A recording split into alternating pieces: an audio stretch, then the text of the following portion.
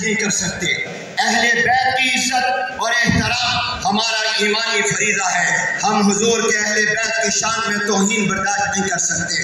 حضور کی ازواج مطہرات، آپ کی بیویاں جو امت کی ماں ہیں، قرآن نے کہا ازواج امہاتہم، ان کی عزت و ناموس کا تحفظ ہمارا ایمانی فریضہ ہے۔ حضور کی بیٹیوں کی عزت اور ناموس کا تحفظ ہمارے ایمان کا فریضہ ہے۔ قرآن کی عزت ہمارا ایمانی فریضہ ہے۔ اسلام کی حفاظت، عزت کی حفاظت ہمارا ایمانی فریضہ ہے۔ آج مغربی دنیا اور یورپ وقفے سے نعوذ باللہ حضور کی شان میں گستاخی کر کے، بے ادبی کر کے، آپ کے توہین آمیز کارٹون چھاپ کر قرآن کریم کو نعوذ باللہ جلا کر، نظر آتش کر کے ہمارے ایمانی غیرت کا امتحان لینا چاہتا ہے۔ اور وہ سمجھتا ہے کہ جس طرح ہمارے ہاں ہماری کتاب کی کوئی عزت نہیں، ہمارے نبی کی کوئی عزت نہیں، جب چاہے ہم اپنی کتاب میں تحریف کر دیں، جب چاہے ان کو مذاق بنا دیں۔ وہ سمجھتا ہے مسلمان کا بھی اپنے نبی سے رشتہ،